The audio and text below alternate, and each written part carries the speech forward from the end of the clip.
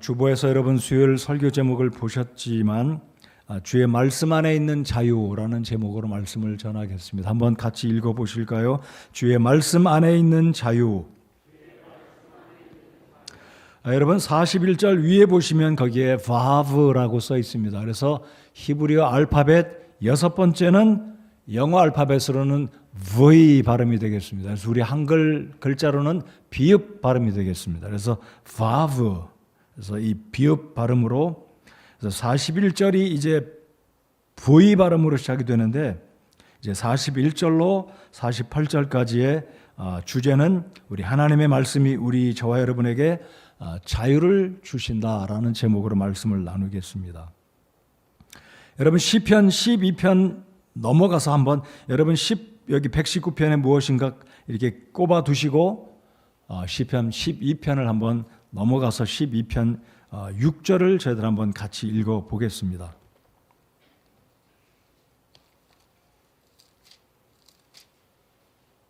(12편) 6절입니다. 하나님의 말씀에 대해서 시편 기자는 12편 6절에 이렇게 고백을 합니다. 같이 읽겠습니다. 시작. 주의 말씀들은 순수한 말씀들이니 흙 도가니에서 정제하여 7번 순수하게 만든 은 같도다.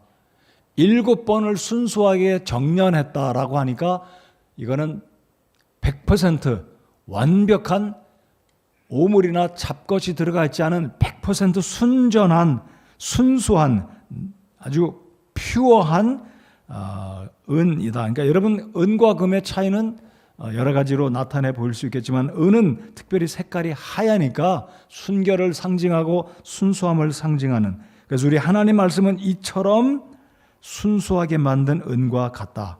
7번씩이나 정제한 완벽한 오물이 들어가 있지 않은, 그래서 우리 하나님 말씀이 순수한 말씀 진리라는 것을 시편 12편 6절에서 말씀하고 있습니다. 다시 119편으로 돌아오겠습니다. 여러분 하나님 말씀은 온 천지 만물을 만드셨음을 믿으십니까?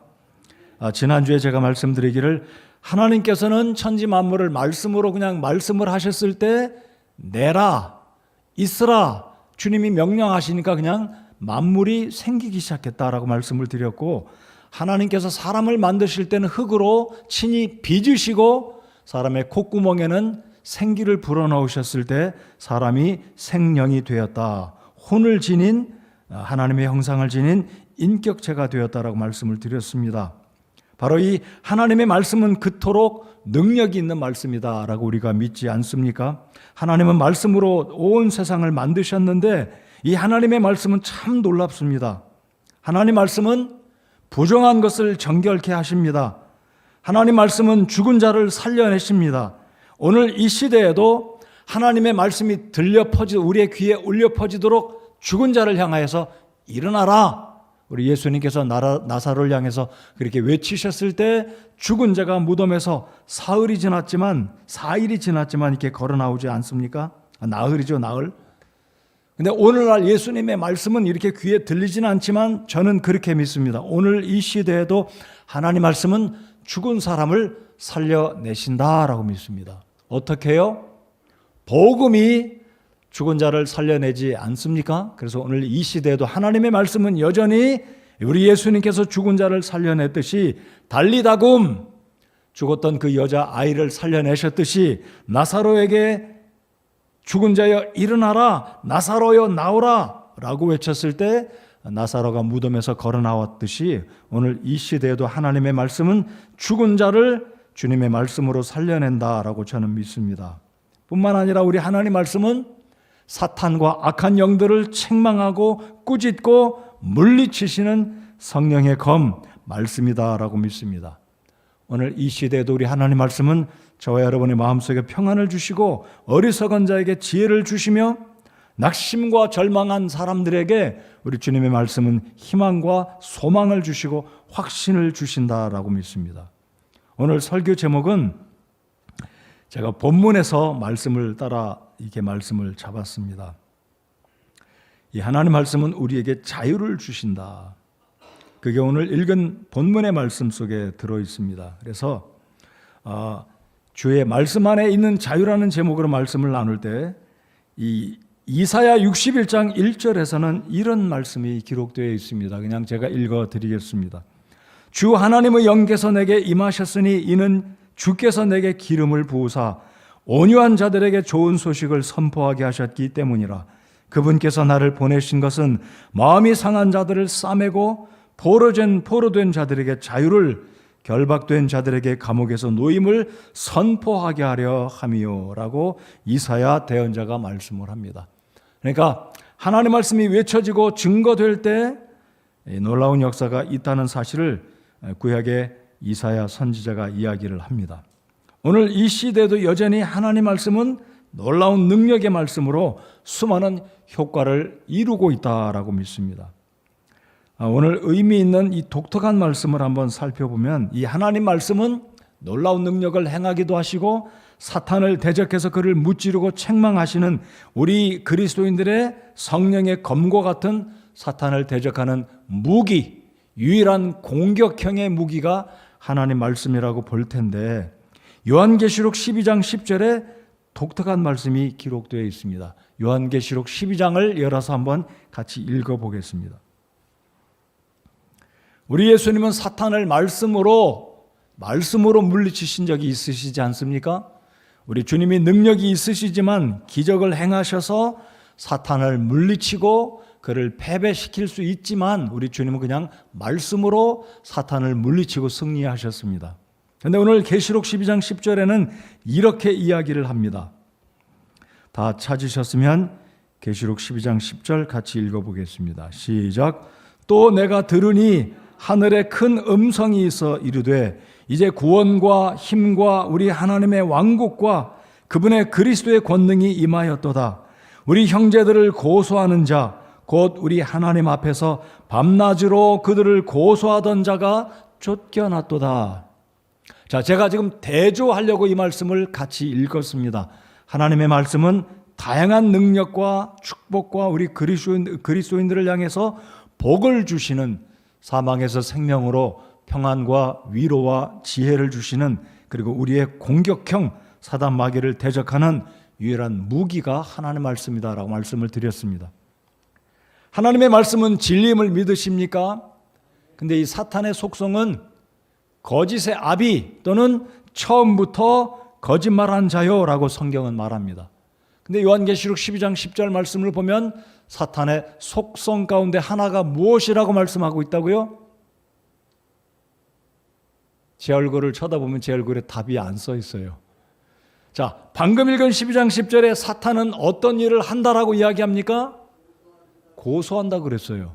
그러니까 사탄은 그 속성이 하나님의 진리의 말씀에 반대로 거짓말하고 속이고 왜곡하고 진리가 아닌 것을 진리라고 이 시대의 사람들을 미혹하고 속이고 있습니다. 근데 사탄의 행하는 일들 가운데 하나가 고소한다. 고소한다. 자, 근데 누구를 고소합니까? 우리 형제들을 고소한다고 그랬어요. 그러니까 제 생각에는, 여러분의 생각에는 이런 생각이 들 거예요. 어차피 구원받지 않은 사람은 사탄에게 속했어요. 하나님께 속하지 않았어요. 고소할 필요가 없어요. 어차피 지옥 갈 거니까. 근데 사탄은 형제들을 고소하는데 밤낮으로 고소하고 있다라고 성경은 말씀합니다. 밤낮으로. 그런데 이 말씀 보니까 사탄이 이제 쫓겨났어요. 우리 주님께서 더 이상 사탄으로 하여금 하나님의 백성들, 구원받은 형제들을 고소하는 일을 멈추게 한다라고 말씀하고 있는데 그 이유가 무엇인지 오늘 말씀을 통해서 한 구절 한 구절 살펴보면서 바로 이 하나님의 말씀은 저와 여러분에게 자유를 주신다. 사탄은 우리를 이전에 공격하고 고소했습니다. 고소가 뭡니까? 법정에서 검사가 피고인을 향해서 재판관에게 저 사람은 이러이러한 죄를 졌기 때문에 재판관님 저 사람에게 형벌을 내리셔야 됩니다라고 고소하는 거예요. 검사 역할. 근데 사탄은 검사의 자격이 없습니다. 검사는 누구인가요? 법적으로 죄인들을 헌법에 의해서 헌법을 근거로 죄 지은 사람을 고하잖아요. 근데 사탄은 검사의 자격이 없습니다. 왜입니까? 자기도 죄를 졌고 죄를 유발시켰고 모든 사람들을 유혹해서 시험하여서 죄에 빠지게 했는데 자기가 무슨 자격으로 그것도 하나님의 백성들을 하나님께 고소하냐 이거죠. 단지 사탄이 하는 일은 고소하는 일을 한다. 즉 그 말은 다른 말로 하면 우리 그리스도인들을 낙심케 하고 구원은 받았지만 구원이 흔들리게 만들고 나를 봐라 나같이 약한 죄인 여전히 하나님 앞에 구원의 확신을 흔들리게 만들고 불안하게 만드는 게 사탄이 하는 일 고소하고 있다라는 거예요. 그것도 어떻게 해요? 밤낮으로 날마다 쉬지 않고. 자, 그래서 사탄이 하는 일은 유혹하고 죄짓게 만들고 시험에 빠뜨리게 하는 일도 하지만 그리스도인들을 향해서 밤낮으로 고소하는 일을 하는데 요한계시록 12장 10절에 우리 하나님의 사도인 사도 요한이 말하기를 사탄이 이제 쫓겨났도다 라고 말씀합니다. 여러분 구원받은 우리 형제자매 여러분들 성도 여러분들 때때로 우리가 하나님 아버지 앞에 부끄러운 생각이 들 때가 있고 이게 좀 심해지면 아니 내가 진짜 구원받고 천국에 갈 수 있을까라는 생각이 드는 이유가 사탄이 고소할 수 있는 고소하는 그런 역량 때문이도 이기도 하다라는 사실을 우리가 기억하고 그러나 우리가 불안해하지 말아야 될 것은 오늘 본문에 있는 말씀과 같이 하나님의 말씀인 진리는 우리를 진정으로 자유케 했다는 사실입니다. 자, 그래서 법정에서 피고인은 검사로부터 공격을 받고 무슨 죄를 저질렀는지 그 죄의 진상을 밝히고 증거 자료를 제시합니다. 근데 그 옆에는 또 변호사가 있어서 변호하잖아요.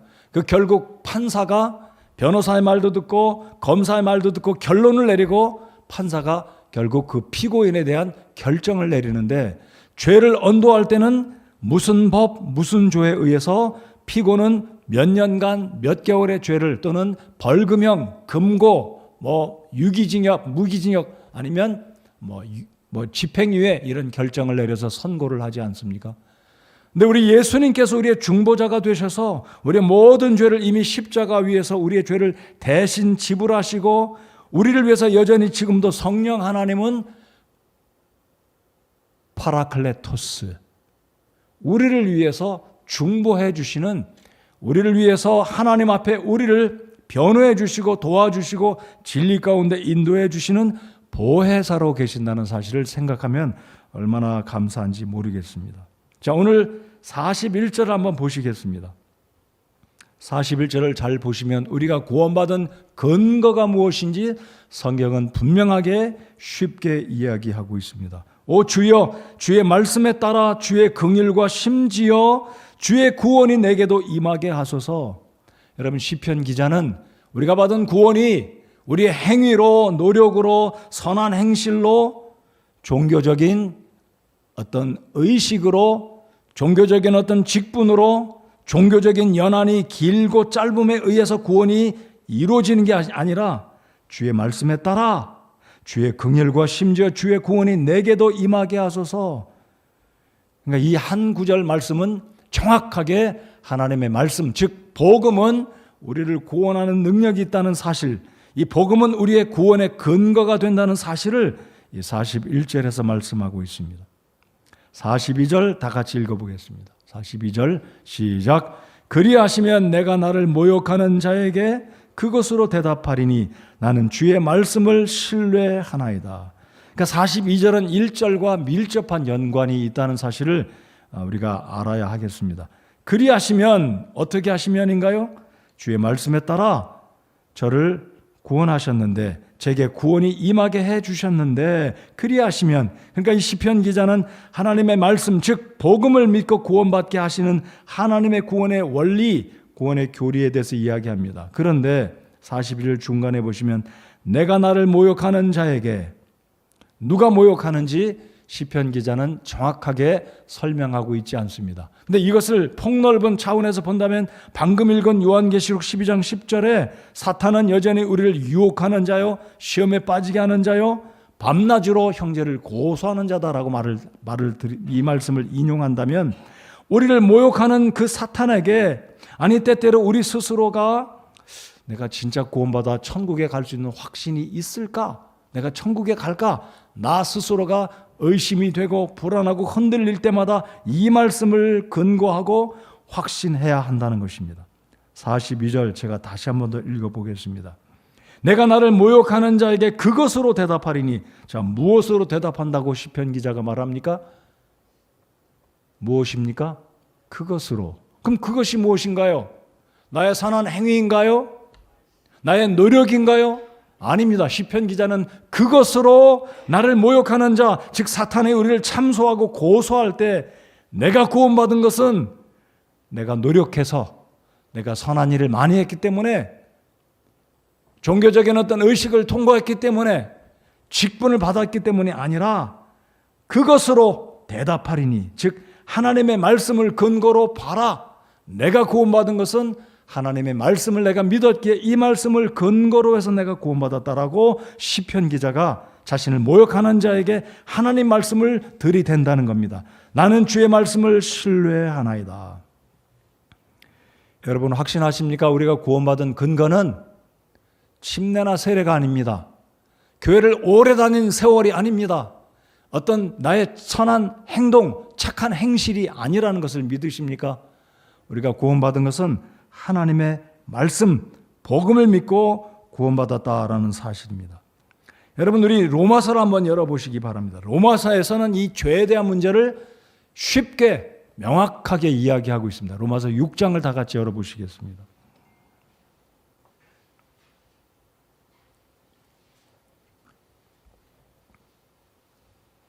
로마서 6장 2절은 우리 구원받은 사람에 대해서는 어떻게 되었다라고 바울 사도가 선포하고 있습니까? 6장 2절을 같이 한번 읽어보시겠습니다. 다 피셨습니까? 자, 로마서 6장 2절 다 같이 읽겠습니다. 시작. 결코 그럴 수 없느니라. 죄에 대하여 죽은 우리가 어찌 그 가운데서 더 살리요? 자, 구원받은 그리스도인들은 무엇에 대해서 죽었다고 말합니까? 죄에 대해서 죽은 자입니다. 여러분 죽은 사람 아무리 그 귀에다 대고 큰 소리를 대고 외쳐도 반응이 없어요. 죽었으니까. 꽂아봐도 때려도 고통을 못 느낍니다. 그러니까 우리 그리스도인들이 죄에 대해서 죽었다는 거예요. 왜 죽었습니까? 예수 그리스도께서 우리의 죄들을 다 도말해 주셨기 때문에 우리는 더 이상 죄와는 상관이 없는 사람이다라는 거예요. 더 이상 사탄이 그리스도인들을 향해서 고소하지 못한다는 겁니다. 왜요? 우리에게는 예수 그리스도의 대속의 은혜가 있고 성령 하나님 우리를 보호해 주시는 변혁화를 하시고, 잠시 후에 말씀을 살펴보겠지만 하나님 스스로가 우리를 더 이상 정죄하지 않으신다라고 말씀하기 때문입니다. 자, 이 로마서 6장 2절에 그리스도인들은 죄에 대해서 죽었다. 잘 들으십시오. 교회 다니는 사람이라고 제가 말씀드리지 않았습니다. 그리스도인, 성도. 여러분 성도 또는 그리스도인, 크리스찬이란 말은 구원받은 사람을 말하는 줄 믿습니다. 여러분 크리스찬이십니까? 여러분 성도가 되셨습니까? 자, 기독교인이란 말은 어찌 보면 크리스찬이라고 볼 수 있는데 그 기독교인이란 말은 약간 위험한 표현일 수 있어요. 왜냐하면 교회 다니는 사람, 불교를 믿는 사람과 차등을 둬서 그냥 나는 기독교를 믿는 사람이다라고 표현할 때 기독교인 그렇게 표현하기 때문입니다. 그러나 기독교인이란 말은 명확하지 않다. 구원받은 사람을 가리키는 정확한 말은, 성경적인 표현은 그리스도인 또는 성도다. 그렇다면 성도라는 말, 이 두 글자, 그리스도인이라는 이 말 자체가 구원받은 하나님께 속한 사람이라는 겁니다. 여러분 구원받은 하나님의 자녀가 맞습니까? 자, 그러면 여기 6장 2절에 의하면 그리스도인들은 죄에 대해서 죽은 자입니다. 또 한 구절을 보실까요? 7절을 다 같이 읽겠습니다. 6장 7절 읽겠습니다. 시작. 죽은 자는 죄로부터 해방되었느니라.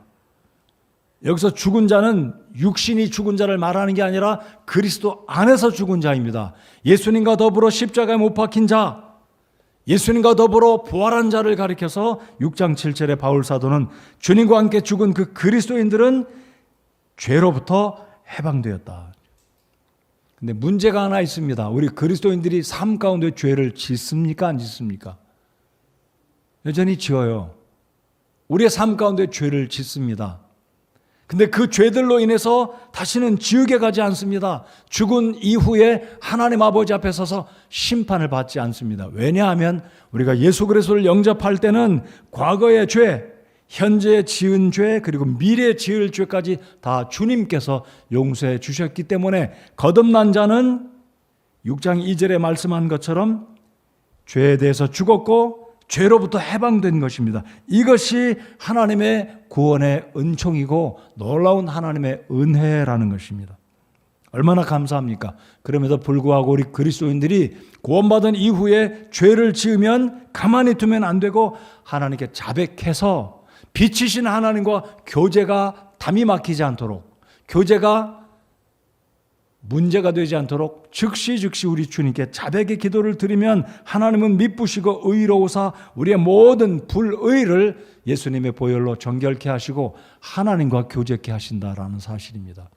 자, 제가 다시 한번 이 부분을 말씀드리고 싶습니다.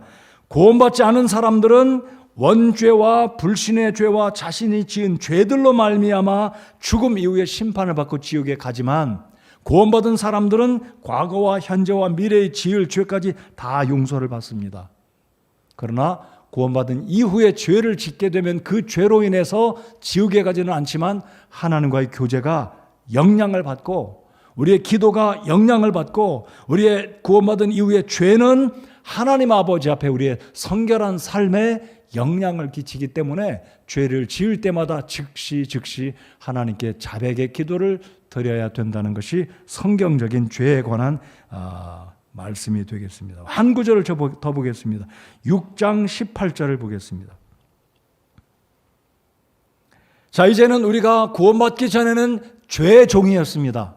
근데 이제는 우리가 죄와 상관이 없고 죄에 대해서 죽었고 죄로부터 해방이 되었는데 6장 18절은 뭐라고 말씀하고 있는지 함께 6장 18절 읽겠습니다. 시작. 이로써 죄로부터 해방되어 의의 종이 되었느니라. 여러분, 우리가 구원받기 전에는 죄의 종이다라고 15절 이하에서 말합니다. 죄에 매여 있고 사탄에게 매여 있고 사망에서 영원한 하나님의 진노의 심판을 받고 지옥에 갈 수밖에 없었을 때는 우리가 죄의 종이었습니다. 그러나 우리가 구원받고 난 이후에 죄에 대해서 죽었고 죄로부터 해방된 이후로는 죄의 종에서 의의 종으로 되었다. 우리가 하나님의 종들입니다. 이 목사나 선교사나 전도자들은 하나님의 종이기도 하지만 모든 그리스도인들은 넓은 차원에서 모두가 다 하나님의 종들이고 오늘 로마서 6장 18절에 있는 말씀처럼 의의 종이 되었다. 왜냐하면 그리스도께서 우리를 의롭게 해주셨기 때문에 이제 우리를 구원하신 주님을 위해서 살아야 되기 때문에 성경은 말씀하시기를 의의 종이 되었다라고 말씀하고 있습니다. 여러분 감사하십니까? 자, 그렇기 때문에 죄에 대해서 이 부분에 대해서 명확하게 이해하실 수 있고 믿으실 수 있기 바랍니다. 자, 8장 1절을 한 번 더 보겠습니다. 한 장을 넘겨서 8장 1절. 이 8장 1절은 놀라운 선포의 말씀이다라고 믿습니다. 하나님이 선포하고 계십니다. 즉 하나님은 바울을 통해서 구원받은 사람들을 이렇게 아예 선포하고 계세요.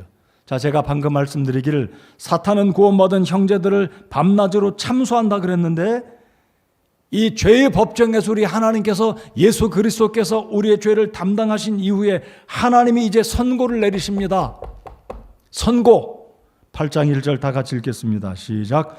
그러므로 이제 그리스도 예수님 안에 있는 자들에게는 정죄함이 없나니 그들은 육신을 따라 걷지 아니하고 성령을 따라 걷느니라. 자, 우리가 사실 육신의 욕망을 따라 살아갈 수 있어요. 유혹에 빠질 때가 있습니다. 그러나 엄밀하게 우리 그리스도인들의 삶은 이제 더 이상 육신을 따라 사는 자가 아니라 성령을 따라 걷고 있고 더 이상 정죄함이 없다라고 성경은 선포하십니다. 여러분 그리스도인들은 구원받은 성도들은 더 이상 정죄가 없음을 믿으시고 우리 주님께 감사와 찬양과 영광을 올려드리고 이것 때문에 우리가 주님을 예배한다라고 저는 믿습니다. 여러분 우리에게 더 이상 정죄함이 없음을 믿으십니까? 없어요.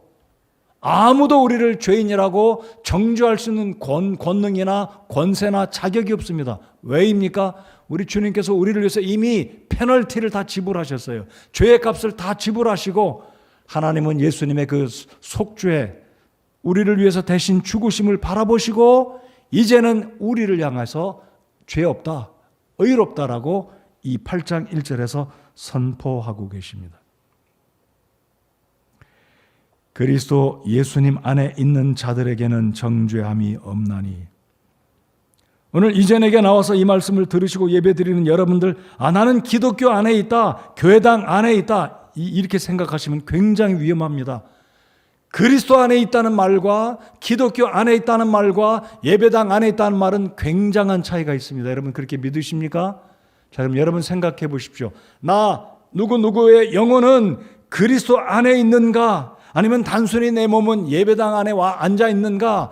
사람들이 생각할 때 불교, 기독교, 천주교, 이슬람교 종교의 범주 가운데 나는 그냥 기독교가 고상해 보이고 내 적성에 맞고 가족들과 일치를 이루기 위해서 나는 그냥 기독교를 선택했다. 그러므로 나 또한 그리스도 안에 있다고 생각한다면 오산입니다.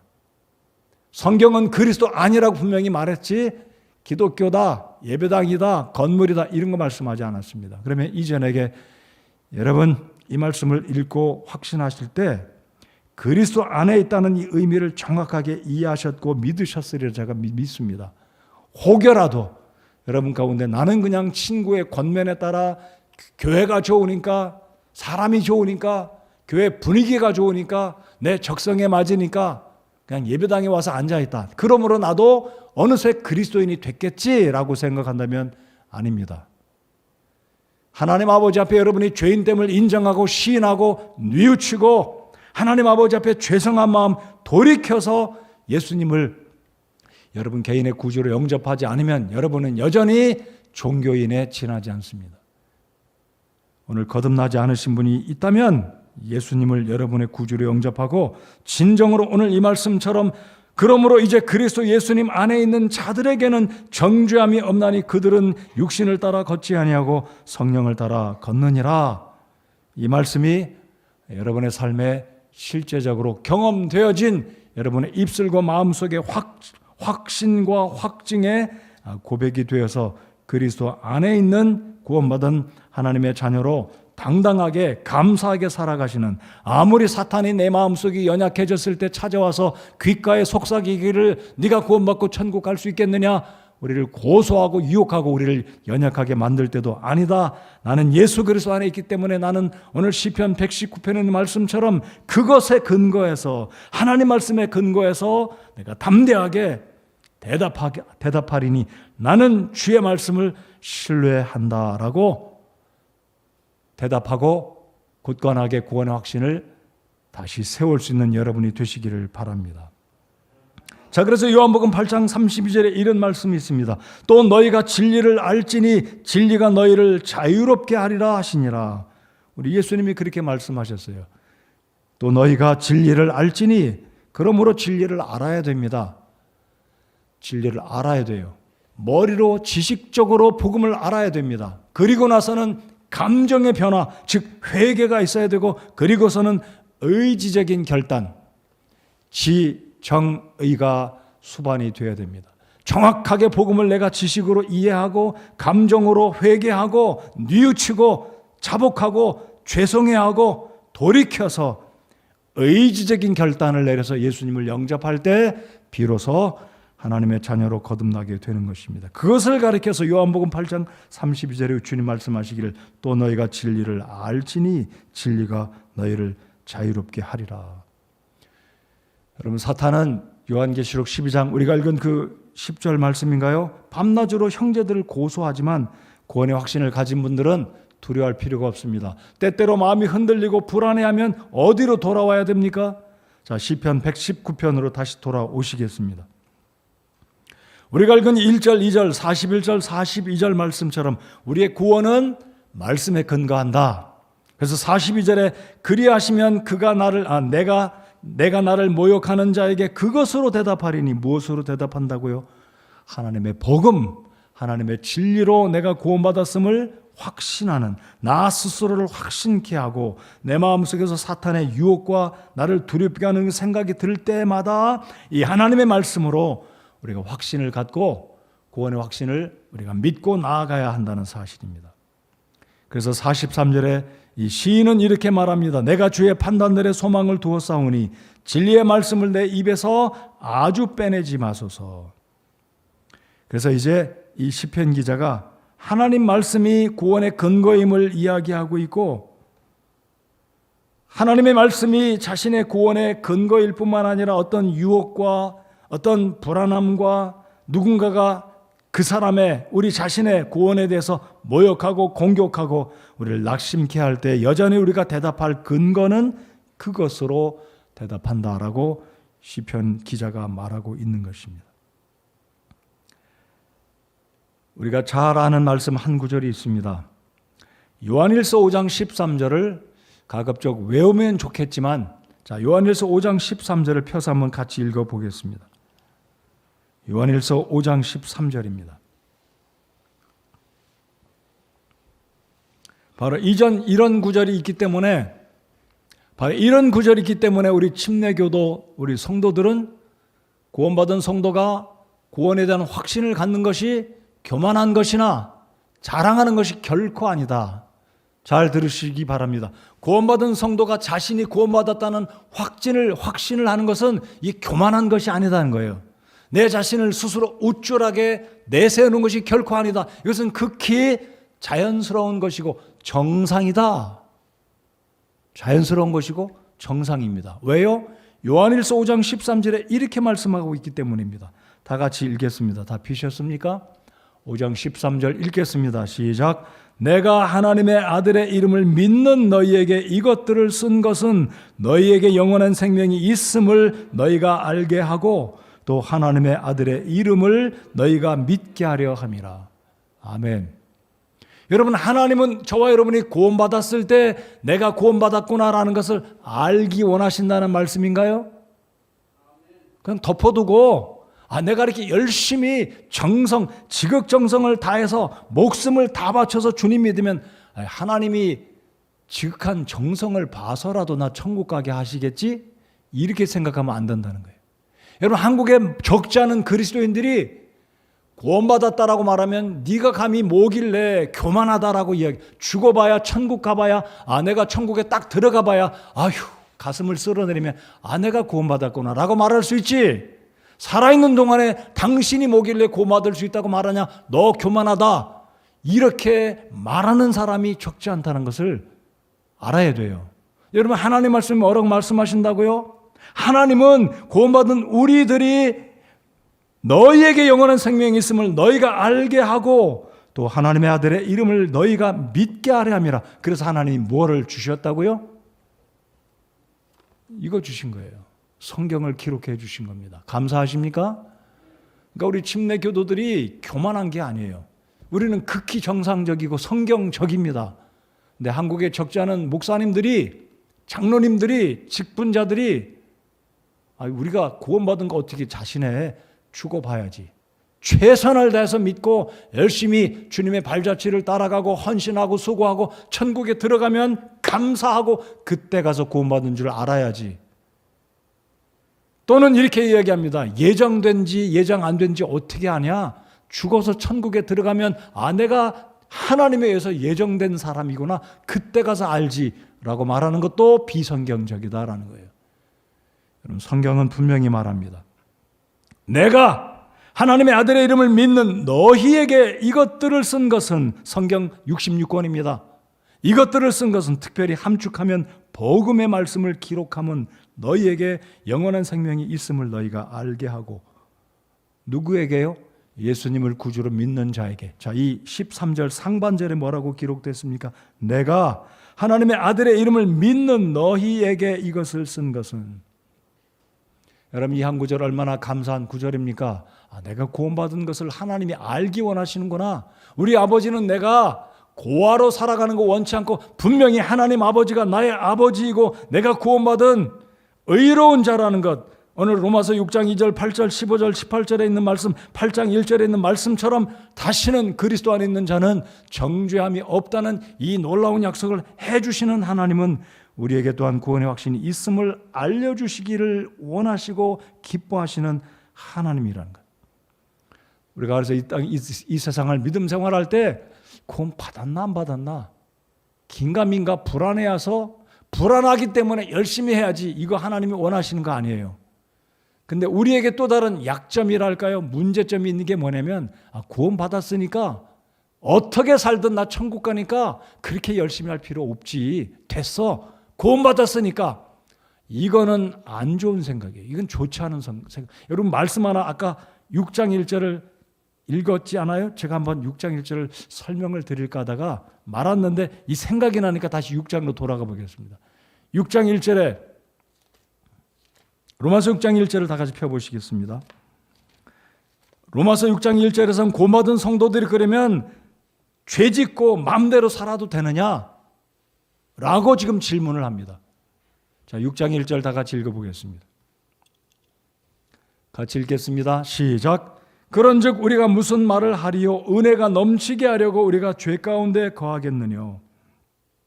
자, 이 구절을 이해하려면 5장 19절, 20절, 21절을 보아야 됩니다. 20절을 제가 읽겠습니다. 여러분 눈으로 잘 관찰해 주시기 바랍니다. 또한 율법이 들어온 것은 범죄가 넘치게 하려 함이거니와 죄가 넘친 곳에 은혜가 더욱더 넘쳤나니. 예전에 보이스피싱이라는 죄가 있었습니까? 없었습니까? 전화기가 없었는데 어떻게 그런 죄가 성립되겠습니까? 불가능하잖아요. 근데 이제는 보이스피싱이라는 죄목이 생겼습니다. 그러니까 여러분 이해를 돕기 위해서 말씀을 드리는 겁니다. 율법이 없을 때는 죄가 없는 거예요. 그러니까 죄 몫이 없으면, 죄 항목이 없으면 그에 해당되는 죄를 저질렀어도 죄라고 인정할 수가 없다는 거예요. 헌법이 없으니까, 법이 제정되지 않았으니까. 성경은 이렇게 말씀하고 있는 겁니다. 율법이 없을 때는, 자 20절, 율법이 들어온 것은 범죄가 넘치게 하려 함이거니와 죄가 넘친 곳에 은혜가 더욱더 넘쳤다. 그러니까 율법이 있으므로 사람이 거짓말하고 도둑질하고 살인하고 부모를 공경하지 않고 우상을 숭배하고 질투한 것은 이런 조목이 생길 때 거기에 해당되는 사람은 그에 해당되는 죄를 짓게 되므로 그의 죄가 분명히 드러나게 돼서 사람들 앞에서나 나 스스로 양심 앞에서나 하나님 앞에서 죄인이다라고 판명이 된다는 거죠. 그렇다면 20절에 죄가 많은 곳에 은혜가 더 넘친다. 그러니까 죄가 많이 있다는 곳에 하나님의 십자가 예수 그리스도의 은혜가 넘쳐나기 때문에 그러면 이 말을 역설적으로 그러면 죄가 많은 곳에 은혜가 넘치니까 그럼 하나님 아버지 앞에 우리가 죄를 자꾸 져도 죄를 많이 져서 하나님의 은혜가 나의 삶에 넘치게 해야 된다는 말입니까? 라고 바울이 역설적으로 질문하면서 6장 1절에 대답하기를 아니다. 그럴 수 없다. 6장 1절 그런즉 우리가 무슨 말을 하리요? 은혜가 넘치게 하려고 우리가 죄 가운데 거할 수 있겠느냐? 아니다 라고 역설적으로 지금 말하고 있는 겁니다. 그래서 우리 특별히 침례교회 성도들은 구원의 확신을 갖고 있어요. 말씀을 분명히 믿기 때문에. 그런데 우리의 맹점, 우리의 단점이라고 할 수 있는 것은 구원받았기 때문에 하나님을 섬기는 열심에 있어서 구원을 얻기 위해서 열심히 노력하는 그들의 열심은 우리가 따라가지 못한다 이거예요. 둘 다 잘못된 거죠. 구원받으려고 노력하는 것도 잘못이지만 구원받았으니까 적당하게 주님 믿고 적당하게 헌신하면 어차피 천국 가니까 헌신 이렇게 열심히 할 필요 없다라고 생각하는 것 또한 잘못이다 이거죠. 여러분 구원받은 우리 성도 여러분들 하나님 우리 주님께 감사하십니까? 여러분 우리는요 사실 지금 시기가 사순절 기간이에요. 사순절이 뭡니까? 예수님 십자가 달려 죽으시기 전에 40일 기간을 사순절 그래가지고 장로교 다니는 성도들은 금식하고 고난 막 하고 예수님의 죽으심 생각하고 다 그래요. 여러분 극동방송 최근에 들으면 무슨 찬송가가 주로 많이 나온지 들어보셨습니까? 예수님 십자가의 고난에 대한 찬송가가 계속 나와요. 근데 우리는 그런 절기 특별히 잘 안 지키고 강조를 안 하다 보니까 그냥 이렇게 지나가는데 어찌 보면 이것도 그렇게 좋은 것만은 아니다라고 생각합니다. 예수님의 십자가의 죽으심도 때때로 생각하고 우리 주님이 나를 위해서 죽으셨다는 걸 생각하고 제가 이 이야기만 한번 해드리겠어요. 제가 지난주 중에 김민경 자매님께 전화 한 통화를 받고 친척 누구가 있는데 이분이 굉장히 어려움을 당했다는 거예요. 두 가지 어려움. 하나는 자기 아내가 통일교에 빠져서 재산을 다 잃어버리고 결국은 부인과 결별해서 80세 된 노인이 혼자 살고 있는 거예요. 얼마나 안타깝습니까? 또 하나는 목사님 때문에 사기를 당해서 1억 원을 떼이고 너무나 가슴 아파요. 제가 그 얘기를 들으니까 이분이 참 순박하게 목사님이 권면하니까 이리 하면 투자해서 이익이 생기면 나눠서 드릴 테니까 1억 가져오시오. 그래서 이분이 있는 돈 은행에서 5천만 원 갖다 주는데 모자라니까 그 목사님이 1억 채워서 가져오시오. 그러니까 은행에서 대출 받아가지고 5천만 원 갖다 줘 1억 채워뒀더니 사라져 버렸어요. 이분이 목사에 대해서 얼마나 실망하는지 다시는 내가 교회도 안 믿고 목사들 신뢰도 안 하고 하나님 안 믿겠다. 그래서 김민경 자매님이 그분 좀 구령해 보라는 거예요. 제가 얼마나 미안한지 모르겠어요. 저도 목사님이니까 얼마나 미안한지. 그래서 제가 그분께 그랬어요. 제가 대신 사과드립니다. 그렇지만 우리 어르신 꼭 예수님을 믿고 천국은 가셔야 됩니다. 라고 말씀을 드렸어요. 제가 지금 이 말씀 드리는 거는 우리가 예수님의 그 은혜를 생각하면 나 때문에 죽임이 얼마나 멸시와 천대와 조롱을 받으셨고 고난을 당하셨고 십자가에서 고통을 당하셨습니까? 그래서 우리는 구원을 너무나 가볍게 생각하고 너무나 쉽게 생각하고 우리가 구원받았으니까 천국 간다 생각해가지고 일반 기성교회 다니는 성도들이 그렇게 정성을 다해서 물론 그들은 구원을 받으려고 행위를 통해서 하려고 하다 보니까 그런 정성이 수반되는 것도 없지 않아 있는 것 저희들이 압니다. 그렇지만 우리는 구원받았기 때문에 너무나 이것을 가볍게 생각하고 있지는 않은가. 우리 주님의 그 고난, 예수님이 나 같은 사람을 위해서 희생당하신 그것 자체에 대해서 정말로 감사하면서 주님께 내가 무엇으로 그 은혜에 보답할 수 있겠습니까? 생각하면서 주님께 내 삶을 드리고 시간을 드리고 교회를 귀하게 여기는 이 마음은 우리에게 다시 한번 우리 자신을 돌아볼 필요가 있다라고 생각합니다. 맞습니까? 우리는 어떤 때 너무 극단에 치우쳐서 구원받았으니까 이래서는 안 된다는 거죠. 에베소서 1장 13절에 이런 말씀이 있습니다. 너희도 진리의 말씀 곧 너희의 구원의 복음을 들은 뒤에 그분을 신뢰하였고 너희가 믿은 뒤에 또한 그분 안에서 약속의 저 거룩하신 영으로 봉인되었느니라. 그래서 오늘 시편 119편 다시 돌아오셔서 43절로 48절까지 쭉 한번 다시 살펴보겠습니다. 자, 119편으로 돌아오셔서 43절부터 보시겠습니다. 이 시편 기자는 구원의 근거를 말씀에 두었다라고 말씀을 드렸습니다. 43절 내가 주의 판단들의 소망을 두었사오니 진리의 말씀을 내 입에서 아주 빼내지 마소서. 왜입니까? 자신이 구원받은 근거는 하나님 말씀이기 때문에 이 시편의 기자는 자신의 삶 속에서 자신의 입 속에서 하나님 말씀이 사라지는 것을 원치 않았습니다. 44절 그리하시면 내가 주의 법을 계속해서 영원 무궁토록 지키리이다. 하나님 내가 구원받은 것도 하나님 말씀이고 내 입술에 내 생각과 내 마음에 진리의 말씀을 계속 두십시오. 그 말씀을 주십시오. 그리하면 내가 주의 법을 즉 하나님의 진리의 말씀을 영원토록 지키겠습니다. 라고 하나님께 고백을 드리고 있습니다. 45절 그 결과가 무엇입니까? 45절 다 같이 읽겠습니다. 시작. 또 내가 주의 훈계들을 구함으로 자유로이 걸어가고 그러므로 이 하나님의 말씀은 우리를 구원에 이르게 하는 구원받게 하는 원리이자 구원의 근거이기도 하지만 우리를 자유케 한다 이거죠. 아까 제가 요한계시록 12장 10절의 말씀을 같이 읽지 않았습니까? 사탄은 우리를 밤낮으로 고소합니다. 우리 양심은 때때로 우리가 허물과 죄에 치우치게 되면 하나님 아버지 앞에 부끄럽고 어쩔 줄 모르고 심할 경우는 내가 천국에 갈 수 있을까? 라고까지 생각을 하게 되는데 오늘 이 44절을 보면 그리하시면 내가 주의 법을 계속해서 영원토록 지키리이다. 그리고 45절 내가 주의 훈계들을 구함으로 자유로이 걸어가고 바로 하나님 말씀은 우리에게 진정한 자유를 준다는 이 시편 기자의 확신이 45절에 있다는 사실. 사랑하는 성도 여러분들, 우리의 삶 가운데 어떤 연약함과 허물 가운데 치우치더라도 우리 주님 말씀 안으로 다시 돌아오시고 하나님 말씀에 붙들림 받아서 우리가 살아간다면 이와 같은 우리의 마음속에 우리의 심령 속에 자유가 있고 하나님 말씀이 우리를 세워주고 회복시켜 주신다는 확신을 갖는 저와 여러분 모두가 되시기를 바랍니다. 자, 46절 보시면 시편 기자는 이렇게 고백합니다.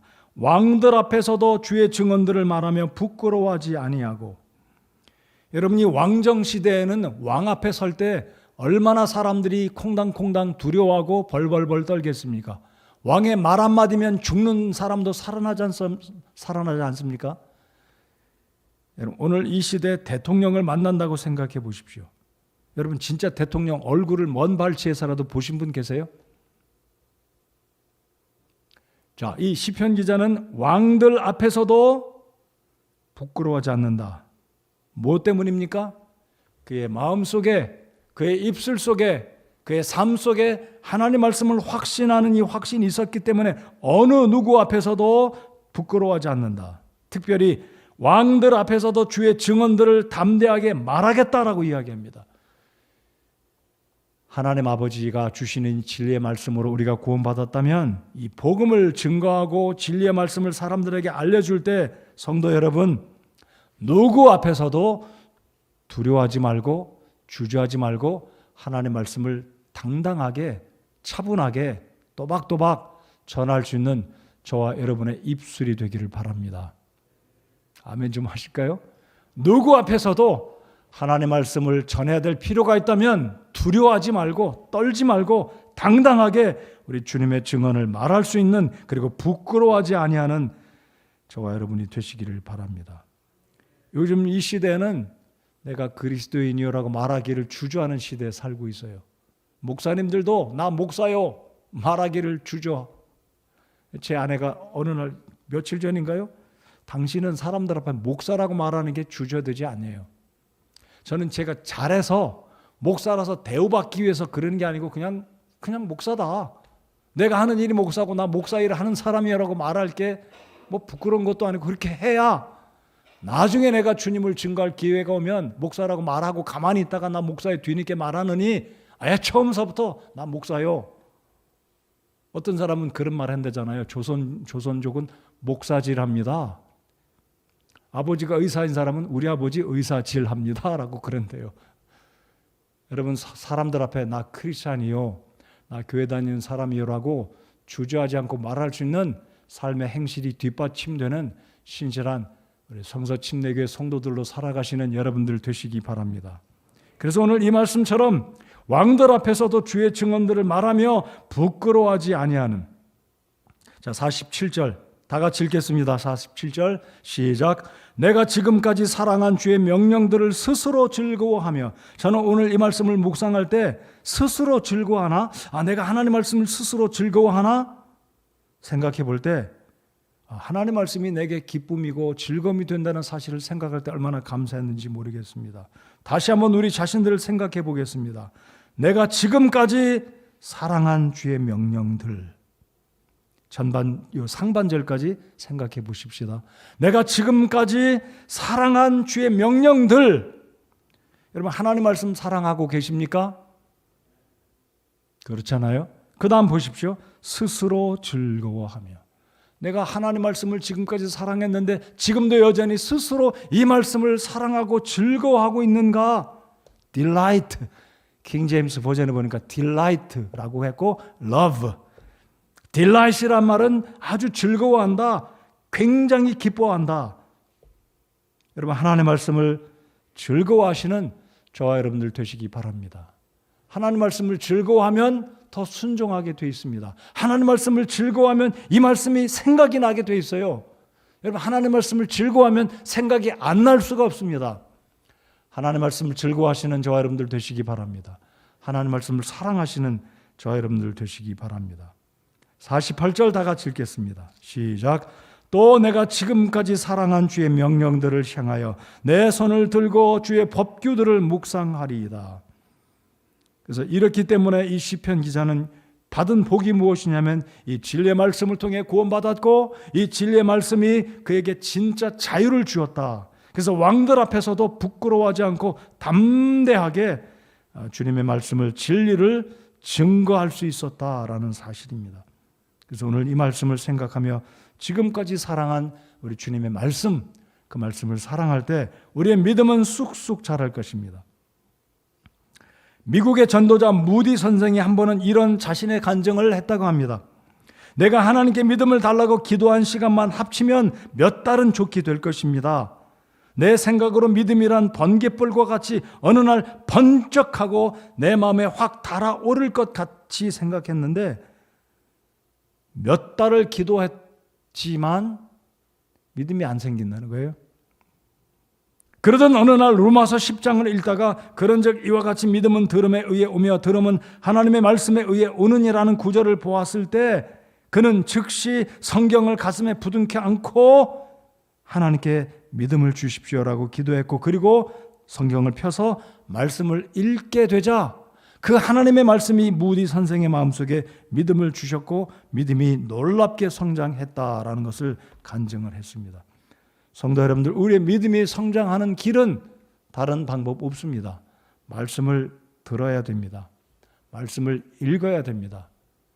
들음은 하나님의 말씀에 의해서 오고 그 말씀은 그리스도의 말씀, 하나님의 말씀을 통해서 오기 때문에 하나님의 말씀, 이 말씀 자체가 우리 믿음의 근거다라는 사실을 확신하시면서 오늘 읽었던 이 말씀을 내가 지금까지 사랑한 그 말씀, 스스로 기뻐했다는 이 말씀, 구원의 근거도 말씀이고 우리 마음속에 어떤 거리낌이 있을 때, 구원의 확신이 흔들릴 때 여전히 말씀으로 돌아가서 말씀에 의해서 살아갈 때 우리는 이 말씀이 우리에게 진정한 자유와 기쁨과 힘과 능력이 되실 것입니다.